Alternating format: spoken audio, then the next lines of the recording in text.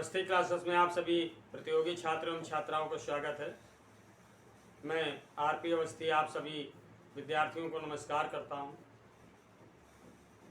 पिछले लेक्चर्स में आपने पढ़ा है स्वर संधि और उसके भेद, तत्पश्चात व्यंजन संधि और उसके भेद। आज मैं आपको विसर्ग संधि और उसके भेद पढ़ाऊंगा। तो आइए पढ़ते हैं विसर्ग संधि। हमारा विषय है संस्कृत व्याकरण।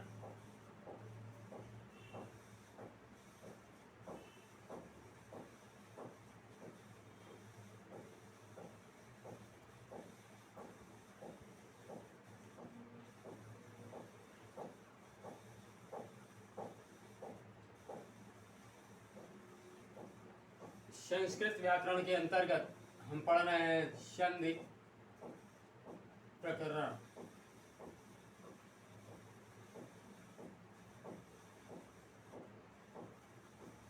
और आज हमारा विषय है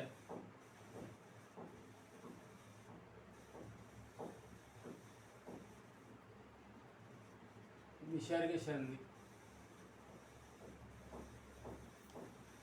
एवं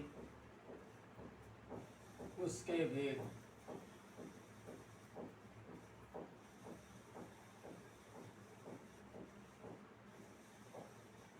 तो जो पहली संधि है यानी पहला भेद है विसर्ग संधि का। पहले तो आइए विसर्ग संधि की परिभाषा जानते हैं।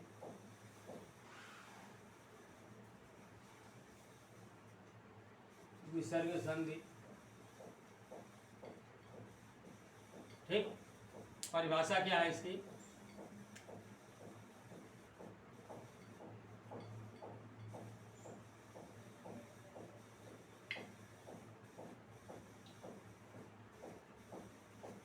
जब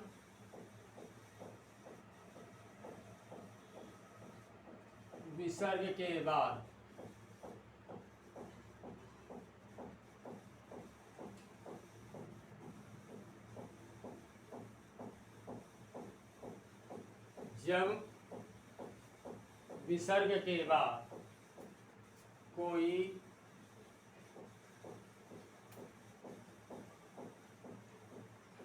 स्वर अथवा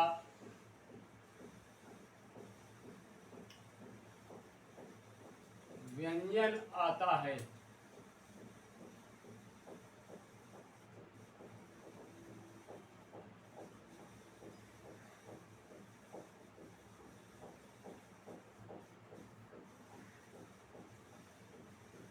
जब विसर्ग के बाद कोई स्वर अथवा व्यंजन आता है तो इस प्रकार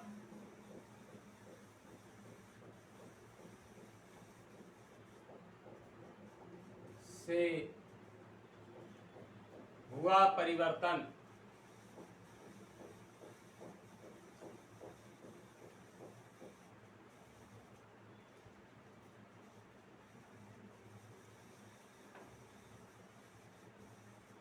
विसर्ग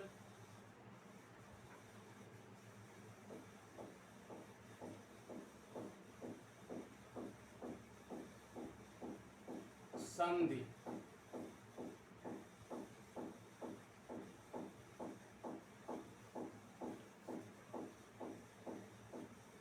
कहलाता है।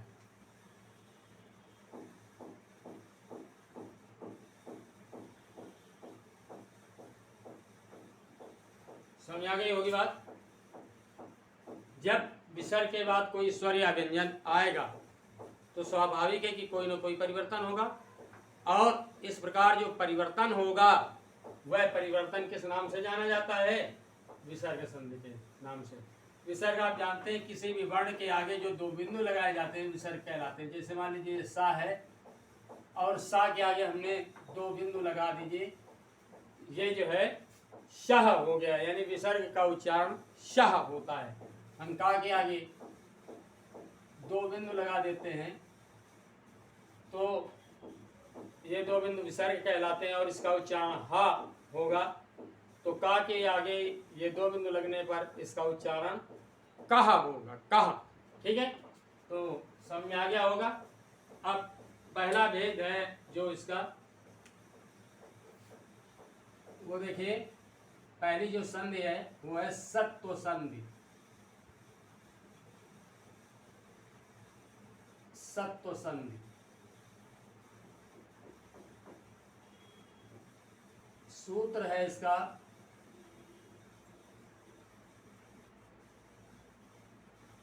विसर्जनीयस्य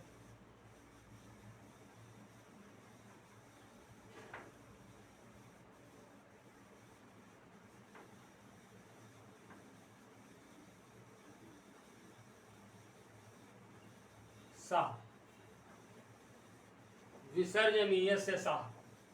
समझ में आ गया सूत्र? विसर्जन माने होता है छोड़ देना, त्याग देना। अब इसका नियम देखते हैं, तो इसके अंतर्गत 4 नियम हैं। तो पहला नियम देखते हैं, नियम 1, यानी पहला नियम। पहला नियम क्या है? जब विसर्ग के बाद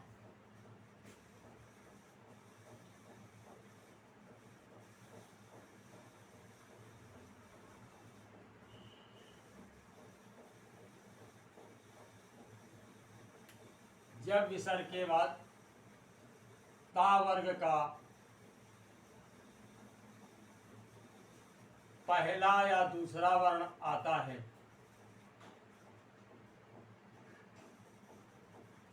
पहला या दूसरा वर्ण आता है,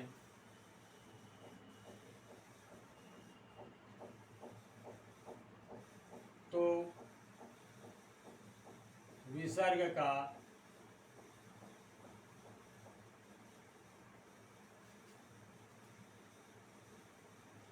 स्वर रहित दंतव्य सा, स्वर रहित दंतव्य सा यानी सा,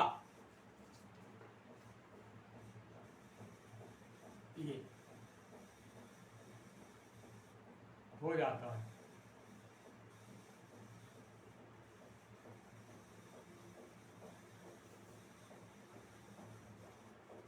समझ में आ गया होगा नियम। अब उदाहरण देखिए,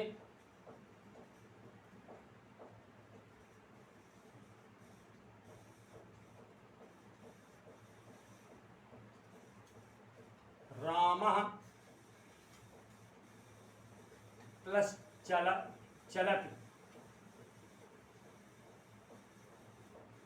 यानी रामः धन चलति। अब आप देख रहे हैं कि विसर्ग के बाद, सॉरी वेरी सॉरी, चलत नहीं हो गया, चावर्ग आ गया। रामः प्लस तिष्ठत, तावर्ग है, रामः प्लस तिष्ठत। अब बराबर क्या हो जाएगा? विसर्ग जो है ये तालव्य स्वर रहित सा में परिवर्तित हो जाएगी। तो रामस तिष्ठत, रामस तिष्ठति।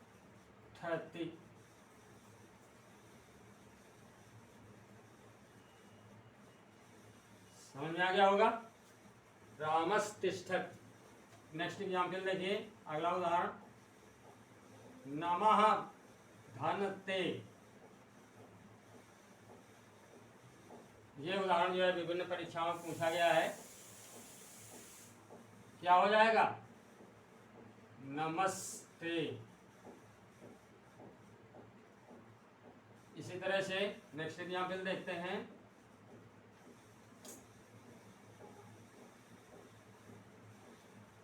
क्रमशः प्लस ते, यानी क्रमशः दंते बराबर क्रमशस्ते, क्रमशस्ते।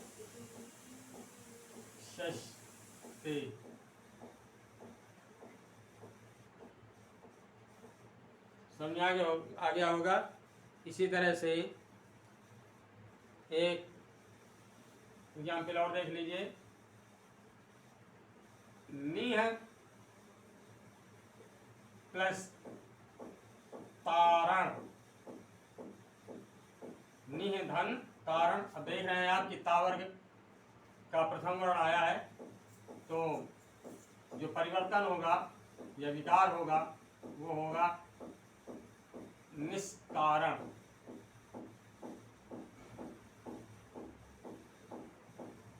तो इस तरह से ये पहला नियम समझ में आ गया होगा। आ गया है ना? कोई दिक्कत परेशानी नहीं? ठीक है, तो नोट कर लीजिए इसे।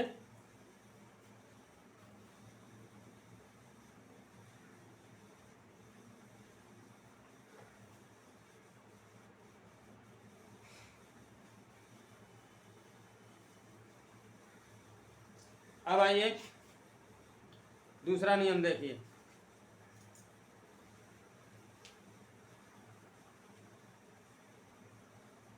नियम नंबर 2,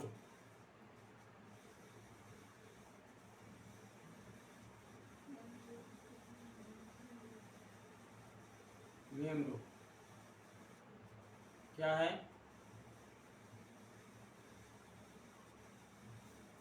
जब विसर्ग के बाद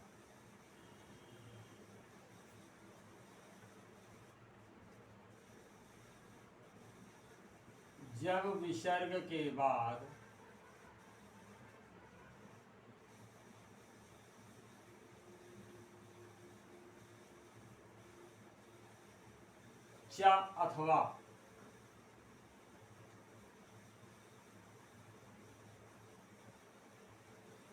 छ आता है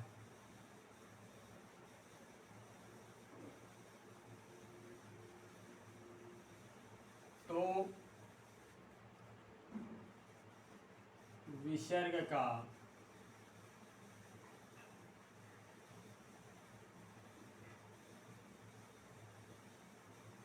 स्वर रहित तालव्य सा, तालु से बोलेंगे सा, सा, ये हलंत लगा दिए हम तो ईश्वर रहित हो गया, हो जाता है।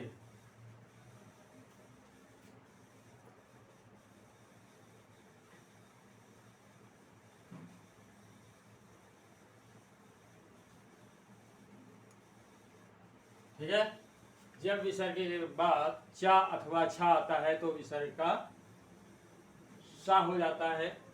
अब उदाहरण देखिए,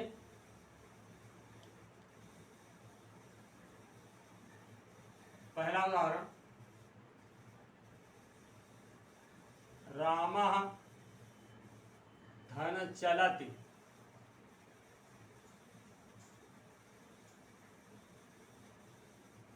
अब ये इस सा में परिवर्तित हो जाएगा स्वर रहित यानी आदेश सा में, तो रामश चलति, रामश चलति।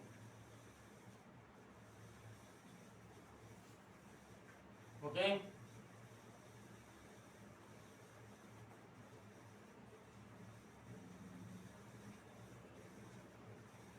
रामश चलत। दूसरा उदाहरण देखिए,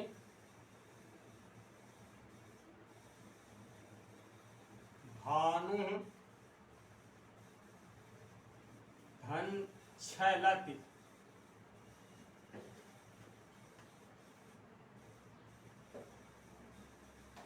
बराबर भानुष छलति।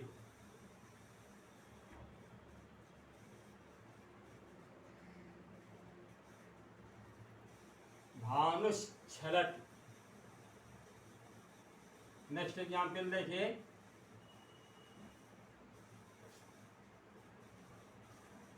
इसी तरह से गौ धन चरति।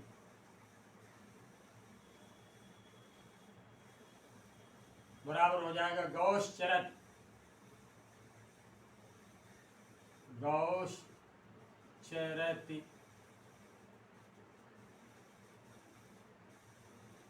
तो इस तरह से ये दूसरा नियम समझ में आ गया होगा अच्छे तरीके से, नोट कर लीजिए इसे। अब आगे बढ़ते हैं, नियम तीसरा।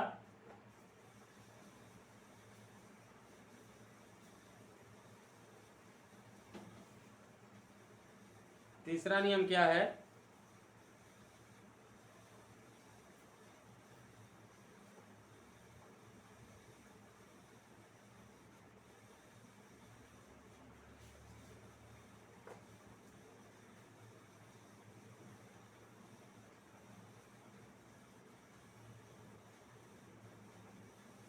तीसरा नियम क्या है? जब विसर्ग के बाद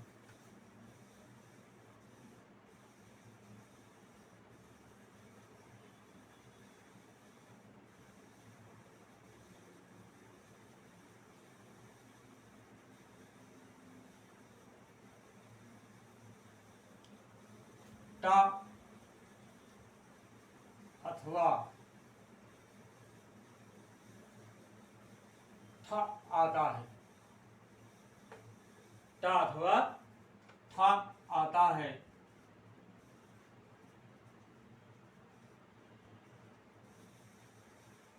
तो विसर्ग का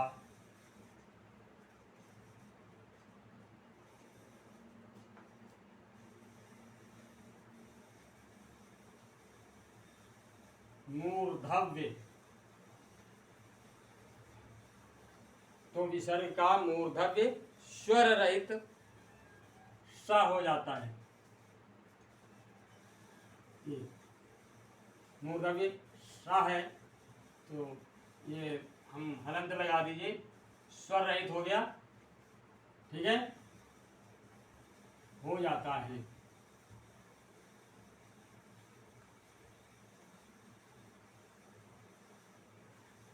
जब विसर्ग के बाद टा अथवा ठा आता है तो विसर्ग का स्वर रहित मूर्धव्य सा हो जाता है। अब उदाहरण देखते हैं हम।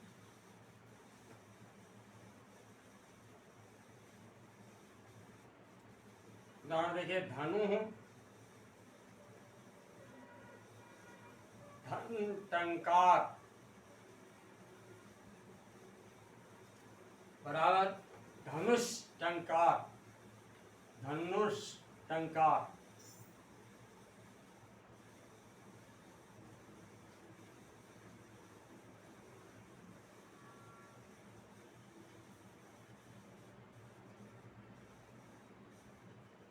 समझ में आ गया होगा।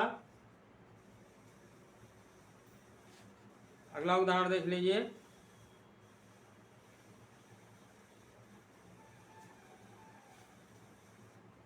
ठगः,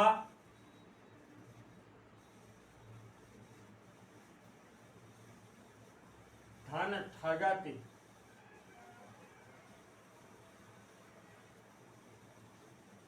बराबर हो जाएगा ठगस ठगत, ठगस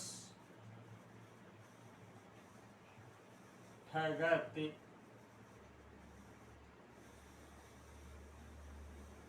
तो ये एग्जाम्पल हो गए, नोट कर लीजिए इसे। ओके, अब आइए अंतिम नियम यानी चौथा नियम।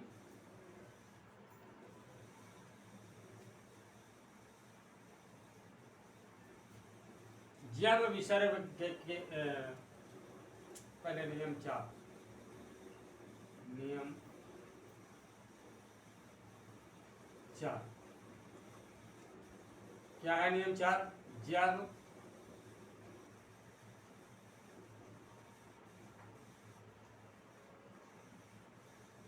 विसर्ग के बाद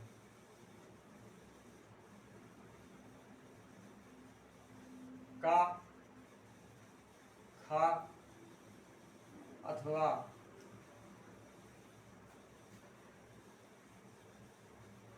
पा या फा आता है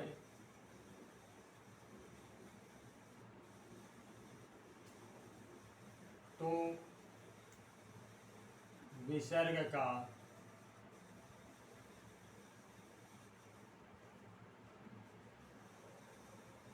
विसर्ग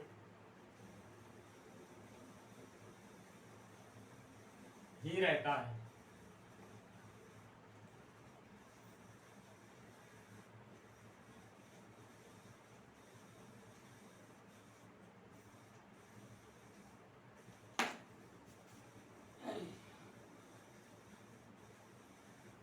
विसर्ग का विसर्ग ही रहता है।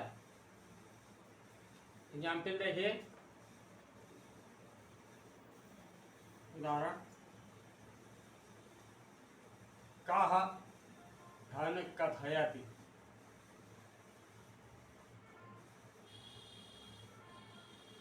तो आप देख रहे हैं कि विसर्ग के बाद का आया है, तो ये केवल धन के चिन्ह का लोप हो जाएगा, बराबर हो जाएगा काह कथयति।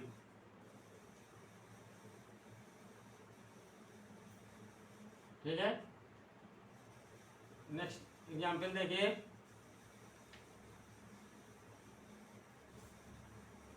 हरिः प्लस खादति, यानी हरिः धन खादति। धन के चिन्ह का लोप हो जाएगा, शेष वैसा ही बना रहेगा, यानी हरिः खादति।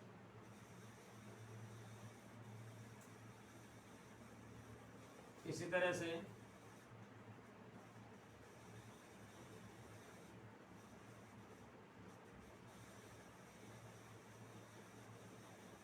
बालकः धन पठति बराबर बालकः पठति।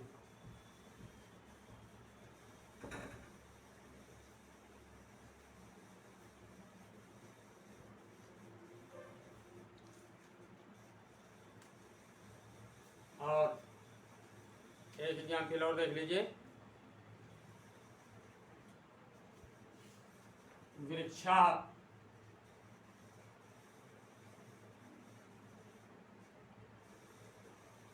धन फलति।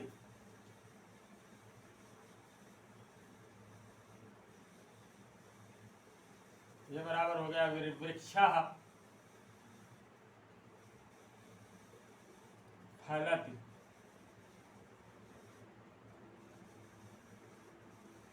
तो इस तरह से ये व्यंजन संधि विसर्ग संधि का भेद हुआ सत्व संधि। सत्व संधि के जो चारों नियम हैं समझ में आ गए होंगे अच्छे से। अगर किसी भी तरह की प्रॉब्लम है तो प्लीज़ कमेंट करके पूछिए।